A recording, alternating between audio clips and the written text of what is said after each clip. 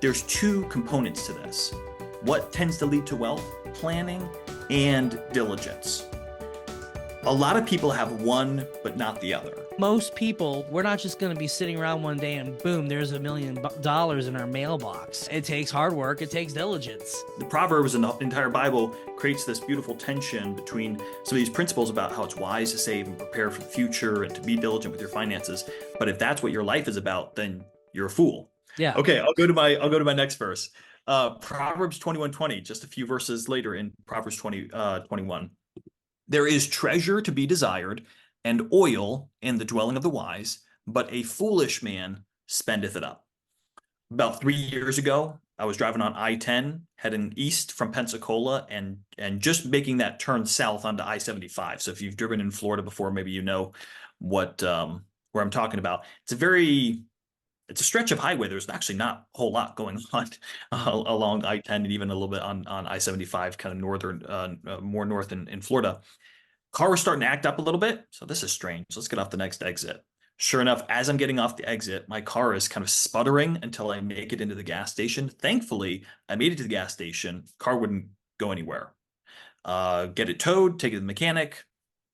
Hey, sorry to tell you, but your transmission is blown. And it's going to be $6,000 to fix it. That was one of my least favorite days. We were heading on vacation. One of them? Yeah, on vacation with the family. Car breaks down, transmission. We're stranded, trying to find a place to stay. Try to call Enterprise. Enterprise, we'll pick you up. No, they didn't. Huge mess with anyway. So it was a very bad day. Very stressed. I tell that story to say it came at a very vulnerable time as well, because not only was it just bad timing in the sense that we were going on vacation, it was also bad timing because I was right around the time that I had just started my own business, and income now is a lot less consistent, and you're trying to work hard, and it's just really bad. Thankfully, I had set aside money for emergencies, and while it was very painful to part with lots of money to get our car fixed up and back on the road, it did not totally derail our financial situation. It did not totally derail me as somebody who's trying to start a business, although it very easily could have caused, collateral damage. Right. What the Bible is saying here is it's wise to have the wise man has treasure in oil, which understanding in the context of its day, treasure would be, gold, currency, money. Oil, though, would be fuel, right? Oil to light your lamps. So obviously it's not a one-to-one comparison, because today really everything, our society is so currency based, right? But essentially what the Bible is speaking of is the wisdom of an emergency fund. Why? Why is this man wise for having money and oil in his house saved up? Because you don't know what might go wrong. And it's not that the Bible doesn't say there is treasure and oil in the house of the paranoid or of the greedy or of the less spiritual man. No, it's in the house of the wise man. Sometimes people will see somebody who's very diligent to have money and set aside, and they might accuse them of being those things. And certainly God knows the heart, and that could be our motivation for these things. But the Bible's saying that the wise person saves and plans ahead. And the contrast is the foolish man. What does the foolish man do? The foolish man spendeth it up. A foolish person is so short-sighted with their money that they live at the very margin of their wealth. I mean, every last dollar that they make, they're just going to spend. They never plan. They never prepare for the future. And so to me, this is a great, very practical verse where we can look at and say, wow, the Bible speaks to the wisdom of planning for emergencies. It's important to have an emergency fund. This is just a very practical thing for your audience, Kurt. Like, I think every family should have a goal to have anywhere between 3 to 6 months of your expenses saved up for emergencies. And if you have a very consistent, very steady job, maybe 2-income household, you can be at that 3-month mark. If you're like me and you own a business and your income's a little less predictable, probably should be closer to that 6-month mark. And by the way, I would encourage you to keep that in a high yield savings account. 3 years ago, it wouldn't really matter because nothing was paying any kind of interest. But now, you can get a high yield savings account that pays over 4% interest and still have that money liquid.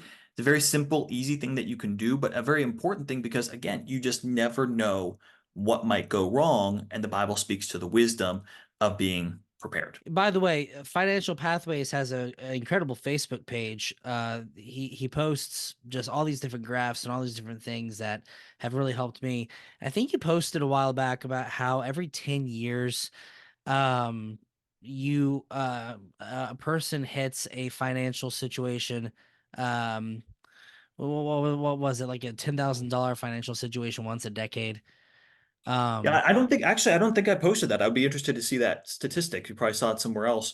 Um, but it is what we find is that the average emergency, though, yeah, so there's different statistics that show that about half of Americans could not cover a $400 emergency. right. Out of pocket. So I that's was gonna mention that next too. Yeah, yeah. yeah. But the average emergency is, of course, much more than that. Usually, the Right. average emergency is like I experienced with my car, or you have, your hot water heater needs to be replaced, or there's a trip to an emergency room, and it's usually in the range of Right. $2,000. So, yeah, Okay. I think most financial planners, Christian or not, would give the advice that the very first step when it comes to your financial planning is have an emergency fund.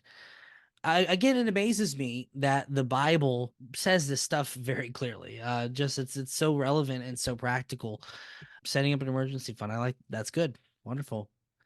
My verse, my second verse, is the flip side of that, and that's Proverbs 22, 26, and 27. It says, "Be not thou one of them that strike hands, or of them that are sureties for debts. If thou hast nothing to pay, why should he take away thy bed from under thee?" So the flip side of setting up an emergency fund is simply don't go into debt. And I guess I like things simple. I don't have a whole lot to add to this. I'm sure, Nate, you will. This verse is saying don't be the kind of person that is spending more than you're making. Don't go into debt. There are some things that you can't help but go into debt over. You know, if you have to buy a house someday, a mortgage, or maybe even a car, those sort of things. But those are a little bit different. But when it comes to your life in general, don't spend more than you're making, or else, well, you're, as this passage says, you're just going to lose everything. That they'll take their bed out from under you. So that's that's my simple thing there, Nate. yeah, yeah. It's a timely piece of advice, but it's also time tested. It's something that's not just true for us now. It's been true, and it continues to be true. We just live in a society that always is pushing us to have more now instead Hmm. of waiting.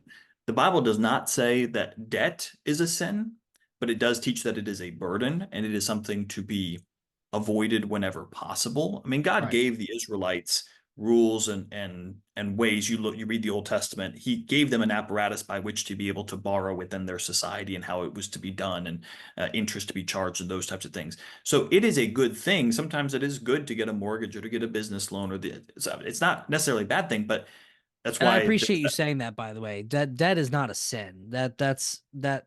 I appreciate you saying that. That's a good clarification. I'm sorry. Continue on. well, I mean, there's another famous verse, right, in Proverbs that the borrower is servant to the lender. It's Mhm. the example that I've used with people is, you ever gone on a hike, and you put on a backpack or just any type of long excursion. Maybe you've got the kids with you and you're taking them through the amusement park. And sometimes you can put something on your shoulders. And at first it's like, I got this. This is fine. This is no problem. But as the day wears on, all of a sudden it starts to cut into your shoulders a little bit. Your back starts hurting. And all of a sudden it's like, man, this wasn't as easy as I thought it was. And that's what debt does to us over time. Very often, at first, it feels like, oh, I got this. It's fine. I'm comfortable. I can handle this. But the longer that burden is on us, the more damage it causes. And so we just have to be very wise and very careful. And whenever possible, try to avoid debt or try to pay our debt off. But again, it's not wrong. It's just a burden. We have to understand that what that brings with it. Our last two verses are very close to each other. So how about you read yours? I'll read mine, and then you talk, I talk. Okay, sure. Well, Proverbs 19:17 says, "He that hath pity upon the poor lendeth unto the Lord, and that which he hath given, he will pay him again." All right. And I was correct because mine is Proverbs 3:27. Withhold not good from them to whom it is due, when it is in the power of thine hand to do it. Go ahead, Nate. Yeah, well, so we went to college together. For those that don't know, we met at West Coast way back in the day. And I don't know how it was for you. I didn't have any money. Most of my friends didn't have any money. Nope. And this is before the banking apps. Now I can just pull up my app, see what's in the account. So we actually had to call the automated phone number and they'd be like, your balance is $6.41, If so you're lucky. to see if you had enough money to get a Little Caesars pizza, whatever. Now, thankfully for me, I had a car 2 of those years. So a lot of times it was I fly, you buy. So Yep. I'll take my car and then you pay for my meal. Same here. But every now and then somebody would ask me to borrow money or hey, can you pay for my In-N-Out burger, and then I'll get you back. And it just depended. Sometimes I'd say yes, sometimes I would say no. How much do I trust this person? Do they have a job? Do they have actual income here?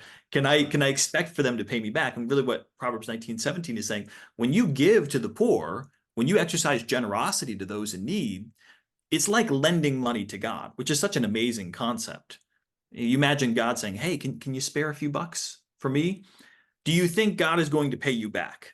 Essentially, is what the proverb is getting at. Of course, if Right. anybody is reliable, if there's anybody that you can count on to pay you back that loan, it's God.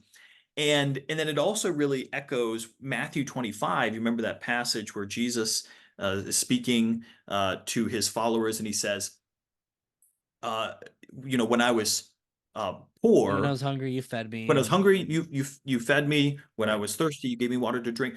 And his servants say, when did that happen? We don't remember doing that. He says, in as much as you've done it unto the least of these, my brethren, you've done it unto me. So it's an amazing thing for us to remember that when we exercise generosity, we are meeting needs in the here and now, but ultimately that is also directed to the Lord. That's an act of worship. And last thing I'll say on this, and I'll turn it over to you. The analogy that I've used before is the Chick-fil-A app. When we are generous, there are two transactions that are going on because we are meeting an immediate physical need, but we are also making an investment in eternity. Just like Jesus said in Matthew 6, lay not up treasures for yourself on earth where moth and rust doth corrupt, lay up treasure in heaven. Yep. So just like when I go to Chick-fil-A and I pay for my meal, I scan my app. And there are two transactions that occur. I pay for my meal now, but I also earn rewards that can be redeemed in the future. And what the Bible teaches us is that when we're generous, yes, there's an immediate transaction, there's a here and now transaction, but there is a heavenly investment. And I don't know yet all that that entails and what that's going to mean, but I know from scripture that whatever that heavenly reward is far greater than any earthly reward. And that's a great reminder and incentive and just comfort to us to know that, hey, when we're generous, when we're used by God to help others, there's something even more important going on behind the scenes that we don't fully understand. Right. That's great. I like that. Well, with my with your verse and my verse, the one thing I do want to point out, and I don't know, man, I think we should just end it there. When I read Proverbs 3:27, I get convicted. And I have been convicted by this verse so many times in the last so many years, just because God has given me finances, wealth, whatever I might have, not just so I can hoard it and not just so I can, use it all up for myself, but God has blessed me and God has blessed you in order to be a blessing to others. And I it's important to remember that. I will point out in my verse it says, when it is in the power of thine hand to do it, don't bend over backwards to help somebody if it's going to hurt you. It says if it's in thine hand to do it. I know some people that put themselves in harm's way or put themselves in great amount of debt helping somebody else, and as noble as that is, might not be very smart. But if it is in your hand to do it, you should do it. You should help people. I guess that's my little extra bit there. But copy paste what Nate just said and put it here at the ending of the episode as well. Because that was very wise, very good. Well, that's all the time we got. And quite frankly, I feel like we just scratched the surface when it comes to can we even say we scratched the surface? Yeah, Is that I don't know. That might even be an overstatement itself. There's so right? much. Right. Yeah. Well, I might have to have you come back on sometime, maybe season 2. I don't know. We'll see. We got plenty of material, so Yes, yeah. we do. So, Nate, as we close, just tell everyone where we can find you on the great big beautiful web. Yeah, so if you want to find out more about what I do, nateskelly.com is my website. You mentioned the Facebook page, Financial Pathway. You can just search for Financial Pathway. I'm also going to actually try to do more with YouTube, as I believe you are this year. So, Financial Pathway on YouTube as well. Those are all great ways to connect with me and see what I'm doing over there. All right, and I'll link all of that in the details below. So, Nate, thanks for coming on today. Thank you. It's been great. Yes, sir. Thanks for watching, everyone.